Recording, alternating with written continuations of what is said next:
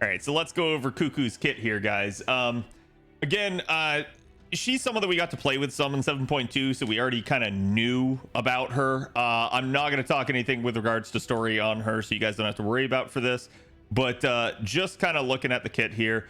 Again, I think the first thing that's going to strike you guys right off the bat is 12.5k attack.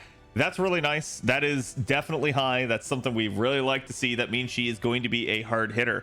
Her HP is a little bit anemic, but it's probably not going to be a huge concern for you most of the time. We're going to talk about why. Got 0.78 NP charge attack. This is actually low. A lot of people would sit here and say, well, wait, hold on, Cad, that's higher than, you know, like 0.5 that we normally see and stuff like that. And you're right. This is low for a unit that has triple buster in their card deck. So that is what that is. I don't think it's going to be a big issue, and we're going to talk about why. So just kind of looking at this, she's lawful good, she's female, she's humanoid, immune to Pigify, and a servant. She does not have many traits at all. That is going to make her a nightmare if we ever have to face her in an actual lotto or something like that, because it just means that you're not going to have much in the way of traits to exploit whenever you're trying to deal extra damage against her. Again, you guys can see here, she's got the triple buster deck with a single quick and single arts card, pretty much par for the course. And looking at it again, hit counts are all either average or, in the one case, the quick card, above average. So perfectly fine in that regard. Again, a 3-hit arts card, I'm a-okay, especially with the 0.78 attack. And we're going to show you guys why here in this. So the way her skills work are a little bit wonky. I talked about this on Twitter when she first came out and said, hey, look, so she's got the ability to increase her party attack for 3 turns. That in and of itself is nice. She gets 20% on that. She can also increase the party's critical attack chance resistance for 3 turns of 30%. This is also fairly good because a lot of enemies out there, unless you're facing like a Spriggan or something, aren't just going to have a shit ton of crit up. So you're going to have the ability to basically just negate crits against the party quite a bit with this. And it is really nice, especially considering she doesn't have that high of attack.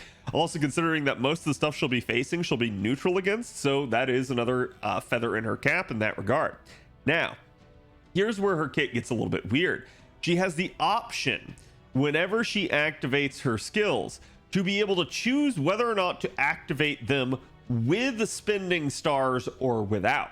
So you have 3 options that'll be shown on the screen. I actually showed this in the tweet, but it's basically the first option is to cancel, the second option is to activate the skill without stars, and the third option is to consume the stars. It costs 10 critical stars each. I'm actually surprised they did not denote this in here, but essentially how that's going to work for her is that as long as you have the stars, you'll be able to consume them for an increased performance of this skill. And what that does is it's going to increase her own attack for 3 turns on top of the 20% party wide to now an additional 30% for 3 turns. So it's a 50% steroid for 3 turns for herself, 20% for the party. That is really good. It's going to be one of the reasons I think you guys are going to see she hits really hard. Also consider here too, she's got a 5-turn cooldown, which in a double Korean Skya setup means you get to activate this skill on turns 1 and 2. So you're already going to have basically 50% there on turn 1, and then the same 50% rolling throughout the 3 turns. But then you're also by turn 2 going to have it again. So basically you're going to have 50% in turn 1, but 100% in turns 2 and 3 if you're able to double this up with the double Korean Skya. So then we get to the second skill here. She's got the ability to charge 1 allies in P gauge. I've seen a lot of people talking about this, a lot of people theorizing about it over time. Certainly, this is nice. This is not just a 50% charge skill on a 6-turn cooldown, which in and of itself would be really good. It's targetable, and that does allow for some sort of basic adaptability in her kit. I've talked about this a lot when I've talked about, say, like Nero Bride. Nero Bride's a really cool like damage dealer / pseudo support, because what she does is she has the ability to either be the damage dealer herself or to take her skills, target someone else, and let them deal the damage. Kuku's going to be like that a little bit here too, but I'm going to say that honestly, I think one of her real big intended uses is just going to be using her as that damage dealer. So I think this is going to be nice down the stretch in fights that it's maybe you're facing a challenge. Maybe you're already at full charge with Kuku from using her cards so much. but then maybe you need the support to be at full charge all of a sudden. That's where you're going to be able to use that. Same thing if you're in some sort of dual DPS setup, you might be able to shift the charge around to make it work. You can also see that she does get some survivability with this. She gets a 2 attack, 3 turn evasion. Really, really good. And then the ability to ignore evasion, aka sure hit for 3 turns.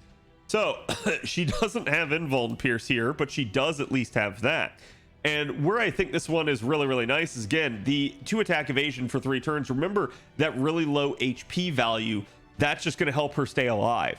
Again, the fact that this is all on a 6-turn cooldown means you're getting this back in the Koyanskaya system within the 3-turn window. So really, really good. This means you can activate it on turns 1 and turns 3. So another really nice feather in her cap for this sort of thing. As we look at the third skill here, she grants herself invincibility for 1 turn. This is going to be really impactful, and we'll talk about it later. But again, I think one of the biggest aspects to her is just going to be simply the fact that not only does she have that evasion that we already talked about, but she also has invuln here. So she got 2 survival cooldowns on top of a frankly insane damage capability for a skill there. So this is why I said I don't think something like the HP value is going to be too big of an issue for her. Already though, here you can see the damage gets even better as she increases her own buster performance for 3 turns by 30%. So really, really nice there. And then increase her own crit damage of 50% for 3 turns. Then she has the option on this skill to consume stars to increase her own NP damage for 3 turns on top of that. So with this, she now has attack up, card type up, and NP damage up. So she has basically all 3 of the major types of buff that you can get. The only thing she doesn't really have is super effective damage, and that's really, really nice. So again, I'm still going to say that she has a lot of firepower just within her own kit alone. Keep in mind too that 30% NP damage, it's 3 turn duration, so it's lasting throughout the entire thing. This is also on a 6-turn cooldown, so it means you're going to be able to double it up with double Koyanskaya again on turns 1 and 3. And then same thing here with Oberon in the party, you get to double up that 30% NP damage, so it becomes 60% instead. So really, really stupid how well this unit scales in the right setup. Let's look at her kit here. So you guys can see she does have Civilization Creation EX, which is just basically party's debuff performance. I'm not going to talk about what this passive is, but I will just point out what this passive does.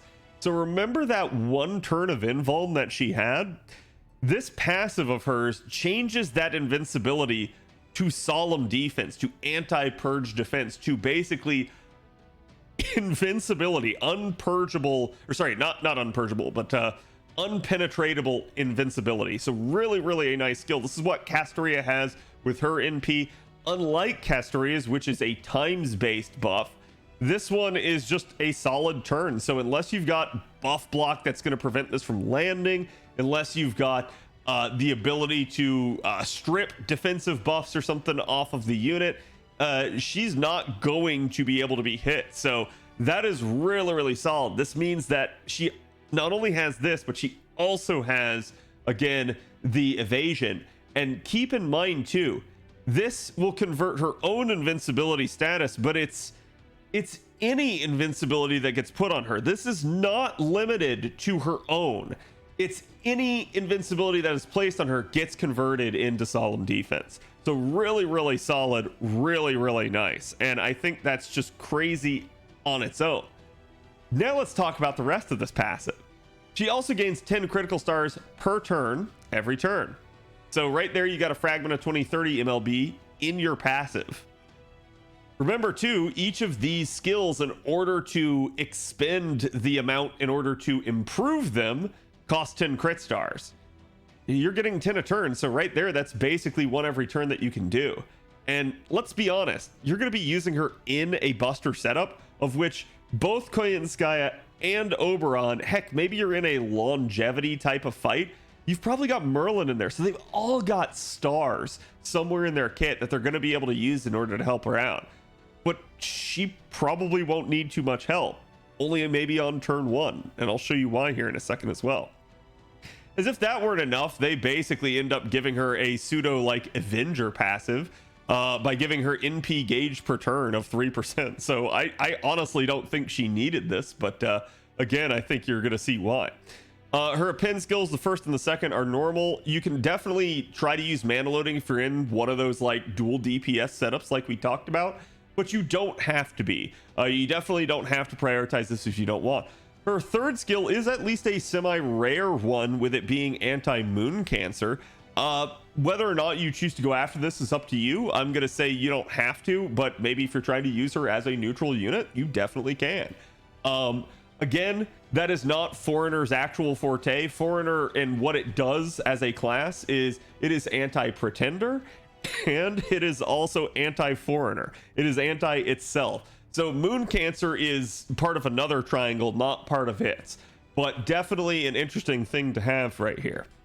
Then we get to Renoble Phantasm. Now, Renoble Phantasm is the same. I'm not going to click on stage 3. It's the same between both parts. It's just different animation. But again, it is a 5-hit AoE buster NP. It is increasing own damage against threat to humanity enemies by 50% for 1 turn. So right there, she gets an additional power mod on top of everything else. She deals damage to all enemies, seals their skills for 1 turn. So this becomes a very knockdown, drag out fight. They're either NPing you or they're punching you at that point. They're not going to be popping skills.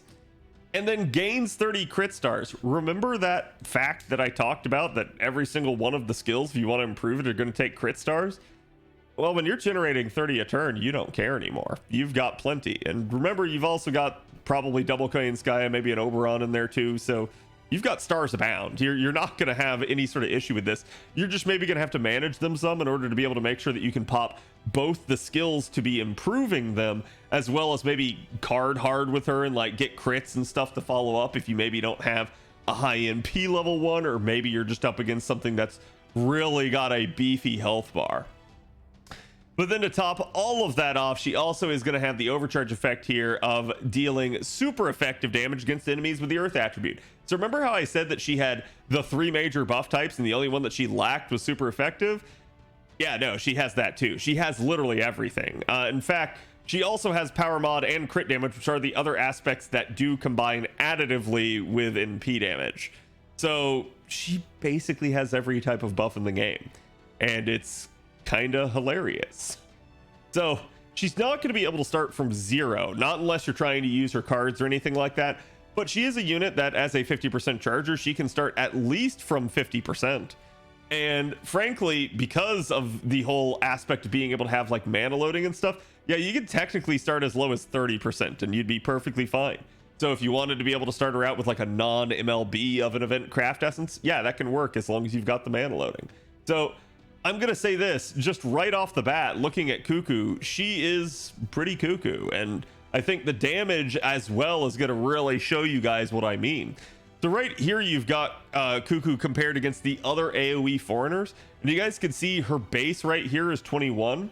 Now, keep in mind, this is only attacks of their own power, right? So this isn't considering something like the Skya system where you're doubling up the skill. So it's just one iteration of the skill in that regard.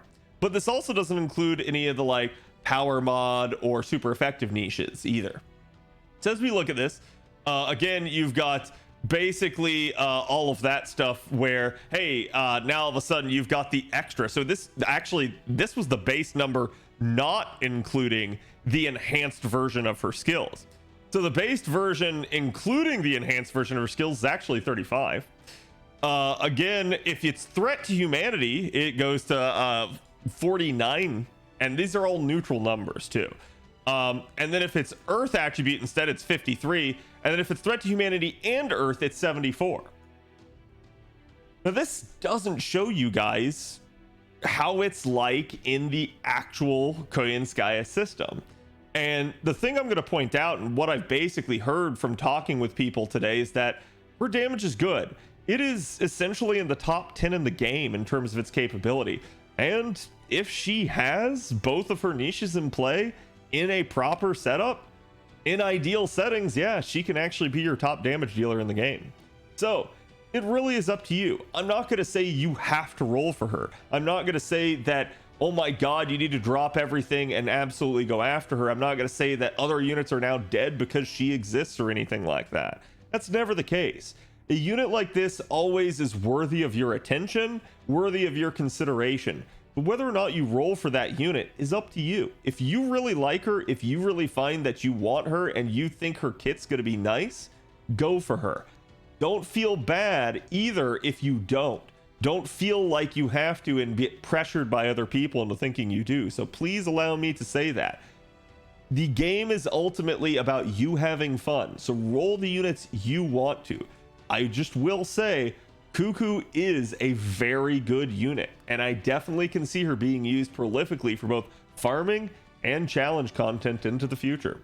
Again, hope you guys enjoyed this. Let me know what you think of her down below, and I'll see you guys for the next video.